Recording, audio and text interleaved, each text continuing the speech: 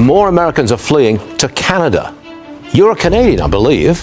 What's going on here? They're going to Canada right now for a bunch of different reasons. People aren't packing bags, they're opening tabs. We get calls almost every day from people in the United States who are looking to move to Canada. Given the current state of the United States administration, I think it's important to kind of have that in the back pocket. Searching things they never cared about before, ancestry records, second passports, foreign tax systems, and it's happening quietly, almost invisibly. Silent shift happening, and most people are missing it. Because the people doing this don't look like people who leave. They're normal, stable, predictable, the kind who build their lives in one place and stay there. But something changed. Not overnight, not because of one headline, but through a slow build of pressure, policy debates, uncertainty about direction, a feeling that things might not stay as predictable as they used to be. If you're new here, please don't forget subscribe, like, share. So today, we are on USA versus Canada. And what about it? What happens when people start giving up on the American dream and begin searching for it somewhere else? For over the last few years, more Americans have quietly started looking north.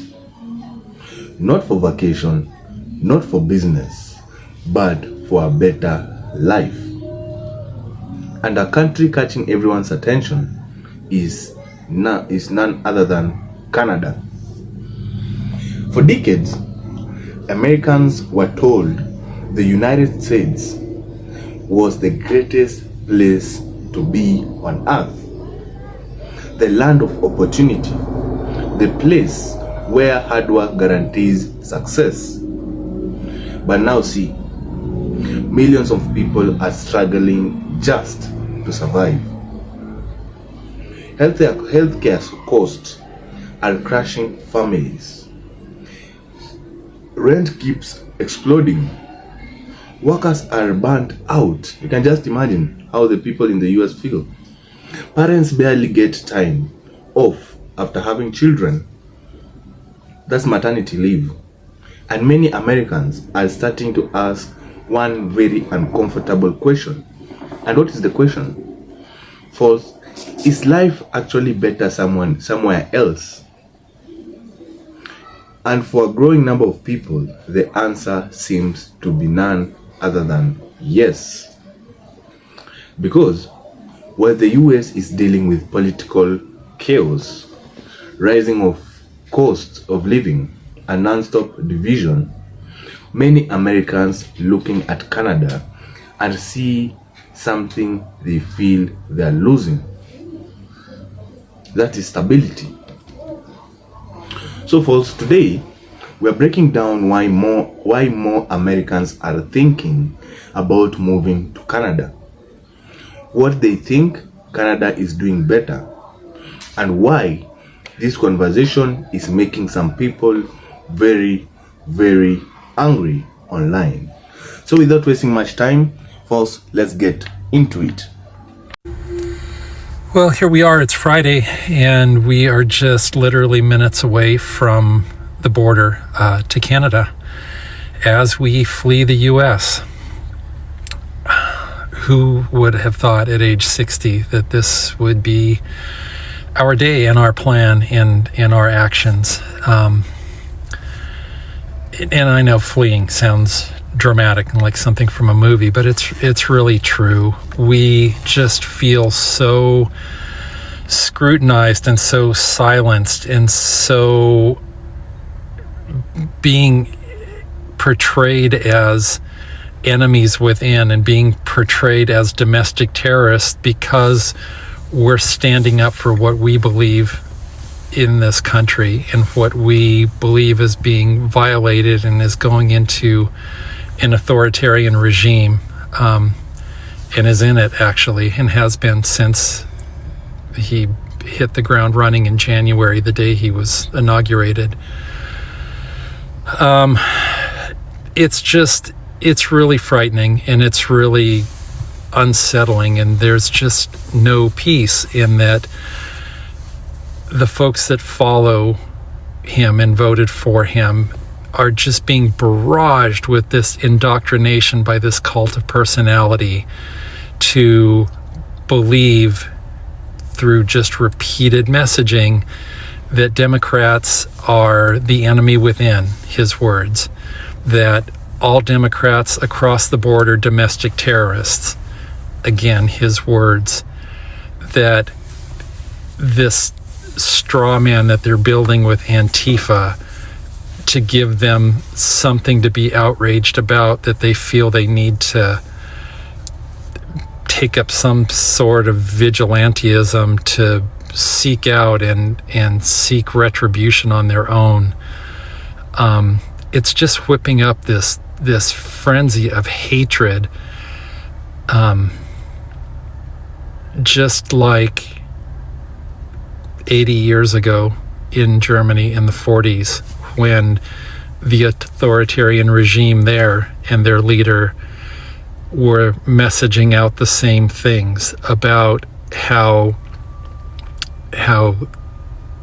races within their country were the enemy within, were animals, were rats that needed to be exterminated. Just like this guy said a few weeks ago that Democrats were just a bug on our shoulder that just needs to be squashed and swatted away. There's so many parallels in history that are being seen all over again. And who would have thought here in the 21st century, years, hundreds of years after a civil war, after fighting for freedom in the 1940s and the 1950s, to keep authoritarian regimes like this out of our country and off of our soil, that somebody would rise up from within our country with no political experience and whip up this frenzy of ego and power to try to, again, divisively create this enemy that is anti-Christian, because that's a real trigger and that's a real knee-jerk to a lot of his followers, that they're trying to destroy us, and they're trying to destroy our values. When you look at it, and they're destroying the values in their actions because of who they are. Anyway, here we are. It finds us crossing over into Canada for a few weeks to get a taste of what freedom and diversity and friendship and everything is like. Again, something that we have lost and forgotten since January, with years to go in this regime. Oh my God. 10 months. It seems like a lifetime. But anyway, we'll go there. We'll check it out for 3 weeks. We'll reevaluate, see what the plan is. If it's longer, if it's extended, if it's semi-permanent, I don't know. But here's where we're at. We'll update you more as we go. So we are just 2 days away from leaving the United States and moving to Canada. And we're 2 days away from ramping down our full-time RV lifestyle that we've been doing for the past 2 years. There's going to be a little bit of a transitional period for us where we're going to be living in the Airstream for a few months until we find housing. But after that, we're not going to be traveling full-time anymore. But I think it's a happy transition. And even though we've been saying we're moving to Canada, we never really told you how we're moving to Canada. So it all started back this summer, like around June or July, when I started seeing these videos online about Canada hiring medical professionals, and specifically British Columbia fast-tracking medical professionals. And so I sent those videos to Theron, and if you don't know, Theron is a nurse practitioner. So I've been a nurse practitioner for over 18 years in a variety of settings, and one summer Dennis started sending me these videos. I saw some news articles, did some internal reflection, thinking about possibility of living and working in another country, and being in somewhere that's not so different from the US was a little less scary for me. So I applied for my license, and in 2 weeks I was fast-tracked, had my license, full license, and started applying for jobs. So I think it took about 3 months to find the one that fit us pretty well. And we took a trip out. I think I accepted that in December, took a trip out in January, and we were there for about a week. We got to meet everybody and make sure everything clicks and we were, good. Had a nice time out there. So next thing I know, we're moving to Canada. So we started the process, the immigration process. And for nurse practitioners, we do it through, it's called the BCPNP, or British Columbia Provincial Nominee Program. And there's two pathways. You can either go through the nomination process or through, which is an express entry, or through the skills immigration. So we are doing the skills immigration because it can be basically 2 to 10 weeks until you get your approval to get in, versus the BCPNP process, express entry, which could take anywhere from, say 3 to 6 months depending. So it takes a lot longer. So just to clarify that, the express entry is express entry to permanent residency, whereas skills immigration, you obtain your work permit at the border, and then you can be working while you are applying for permanent residency. Well, there you go. That is the short version of a much longer story. We could go into a lot more detail if you're interested in knowing the full process that we went through for Theron to get his license and job searching and stuff like that. So if you're interested, be happy to just let us know, and we'll be happy to share as much information as we can. 2 more days. Americans that are curious in my inbox or in my comments, it's like when you actually do the work and paperwork and you actually get here and land, I tell you what you're going to feel. I'm going to tell you what you're going to feel, right? It's like after you get done, the healthcare situation, the doctor situation, the job situation, well, luckily you could come here and already be hired for a job. Once you get like all those things taken care of and you can just sit back and think for a second that you're in a new country, that a weight is lifted off of your shoulders. You don't feel like you're in imminent danger all the time, or you don't feel this this dread. You won't feel that here, and it's called peace of mind. I said this in a prior video. You will have peace of mind. Like, I can actually relax. I can go on a patio and have dinner with friends, and the chances of things happening, it's just not as great living in some of these cities in the States. It's like, it's just a peace of mind, and I value that so much. I'm not saying things are stress-free for me here, no, but I got things taken care of, and I just don't have that dread anymore. I don't, as an American, and depending on what city you live in, you know what I'm talking about. And when you actually get to a safer place, now I'm not saying Canada is everybody's destination, not saying that. It could be England or something for you. But for me, and for people that wish to come to Canada, it's definitely a sigh of relief, of peace of mind, and it's a stress off your back that you can get hurt just trying to enjoy yourself, or you can get hurt sending your kid to school, So, yeah, it's I don't know. For Americans, certain Americans, you know what I'm talking about. Peace. My family and I are doing our darn tootnest thing, right? To move to Canada summer 2026. And you might be eligible to do so too. I feel like there's been a lot of videos circulating about this, but in case you've not heard the good news, if you have Canadian ancestry, you may be eligible for citizenship. In my case, my grandfather was born in Canada, and so that's who I would be getting my citizenship by descent through.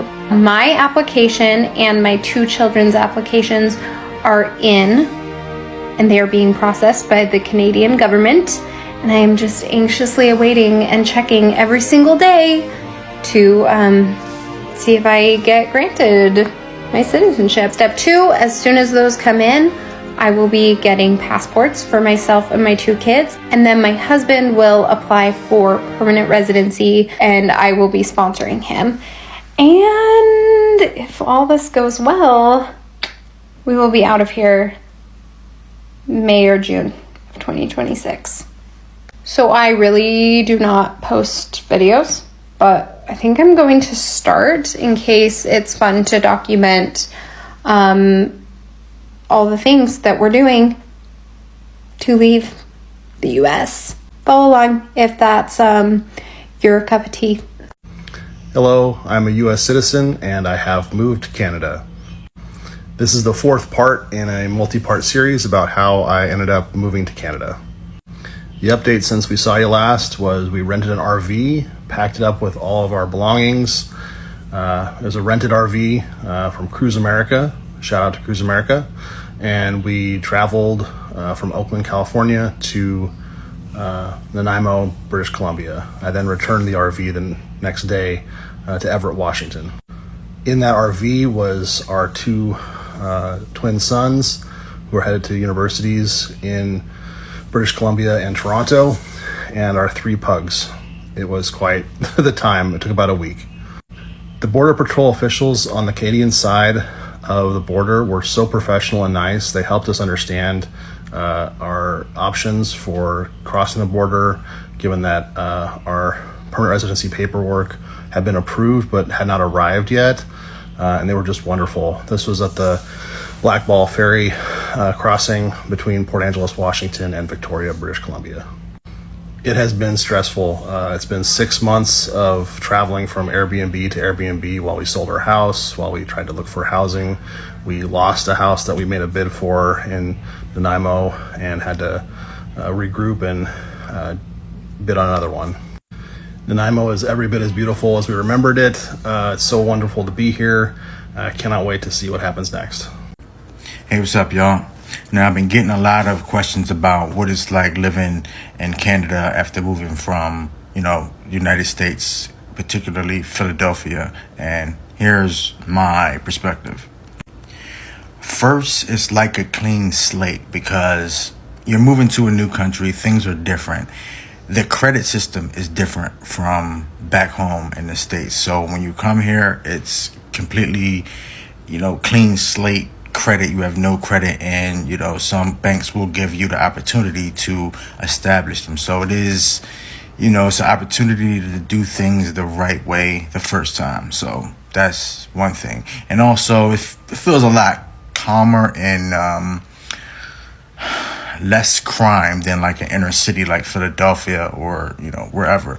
But I grew up in Philly and I constantly I just got accustomed to looking over my shoulder a lot, and I kind of do that here, but in some ways I don't have to. It is crime here, but not as nearly as bad as some of these inner cities. So that's definitely something right there. Don't get it twisted. It is hard to find a job here like anywhere else. I would say if you're in the healthcare field, it's definitely for you to come here because they're very short-staffed in the healthcare field and they're looking for people. So that's definitely something. And also just come with degrees if you're, going to come because you need a job, and, it is hard to find a job, and you definitely will want to be qualified or have a skill or, have a business lined up or something like that. Now, people that want to come here, it is a process that you have to go through. Me, I came through a family class, which is, I had a spouse here already. So married my wife in 2020. So by the time I was ready to move and, after all the BS with the pandemic and things like that, I came here October 2024. So yeah, that was a seven and a half month process.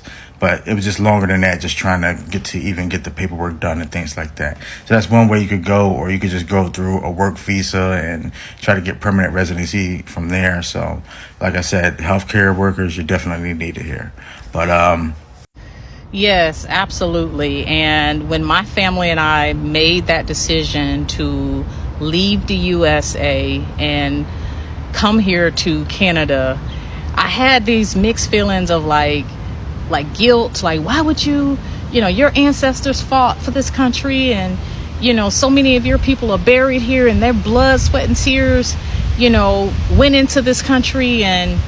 But you know what, y'all, our mental health matters. Our mental health matters, our money matters, and you can put yourself in an early grave just fighting and fighting and fighting. And when you look at, you know, as far as the African American community and the incidences of heart disease and all of these things, a lot of this stuff is triggered by stress, you know, lifestyle. What I found with Canada is that it's not only ranked number 5 in the world for racial equity, but the food here, you don't see the chemicals and things in the food. Like the food tastes different. I've lost weight since I've been here, you know. So not only my mental health is improving, but my physical health is improving. You know, other things that Canada has that America doesn't have is universal health care. And, you know, in America, we had so many bills. We were paying $1,600 a month for Blue Cross Blue Shield premiums and still getting large bills when we had to have MRIs and stuff done. And so racial equity, food, and healthcare. And also I want to mention the USD goes further. So everything that I'm buying is at a discount. So absolutely, people are understanding that we really need to find another country to have that dream that we all been dreaming. And this is why I put this guide together. Yeah, welcome back again. For many Americans, it's not one single issue pushing them away. It's everything happening at once. People are working full-time jobs and still can't afford rent. Some families avoid going to hospital because they are terrified of medical debt. You can just imagine, you're sick but you can't go to a hospital just because of medical debt.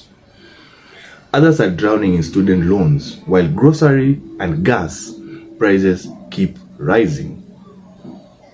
And then they open social media and see Canadians talking about things that sound almost unreal to some Americans. Doctors visit without massive bills. Paid maternity leaves, 12 to 18 months in Canada. Affordable college options. Even stronger work protection. Now, is Canada perfect? Absolutely not. Canadians complain about housing prices, taxes, long wait times in healthcare, and rising cost of living. But many Americans aren't comparing Canada to perfection. They are comparing it to exhaustion. And that's why this conversation is exploding online. Talking about healthcare. False.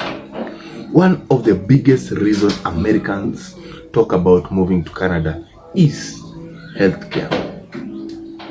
Because in the United States, getting sick can destroy you financially.